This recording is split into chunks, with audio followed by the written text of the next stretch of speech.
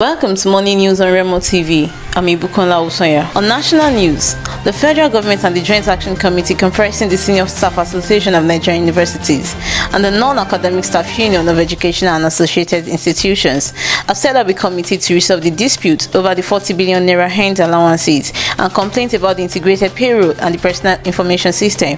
This was agreed during a meeting on Tuesday between the Minister of Labour and Employment, Senator Chris Ngige, SSANU National President Mohammed Ibrahim, and NASU General Secretary Peter Adeyemi in Abuja. Speaking to journalists after the parley, Ngige said the deliberations were fruitful. Government side responded to issues concerning IPPIS and what is being done to assist university workers. We have done some complaints in that direction, especially some of the allowances they said were chopped off by IPPIS system. Still on national news, the Ondo State Governor Mr. Rotimi Akeredolu said it was foreign herders that were perpetrating crimes in the state forest reserves. Akeredolu stated that most of the foreign herders almost remained permanent in the state government's forest reserve before he gave an order to flush them out. The governor spoke during a courtesy visit to his office by Dora Hamayan, the zonal coordinator Zone F of the Nigerian Immigration Service, comprising Oyo, Ondo, Osho, and Ekiti State. Akeredolu, who charged the officers of the NIS to heighten security at the land borders, said the rate at which foreigners were coming into the country through the land borders were alarming. He urged the NIS to do more in securing the land borders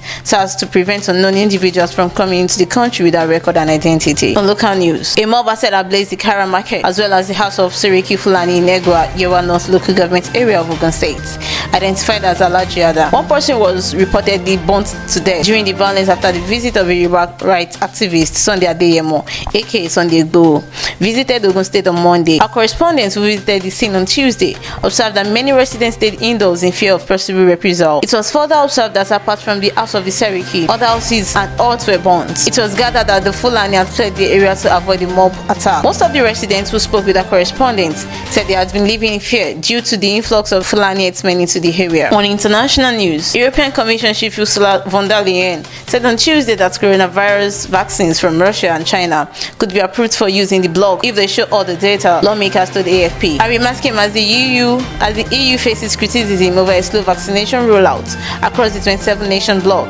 as supply shortfalls have hampered deliveries. Some Europeans leaders have now expressed willingness to consider using Russia's Sputnik V virus after trial results showed it was 91.6% effective. On sports news, Liverpool's Japanese midfielder Takumi Minamino has joined Premier League rival Southampton on loan for the rest of the season.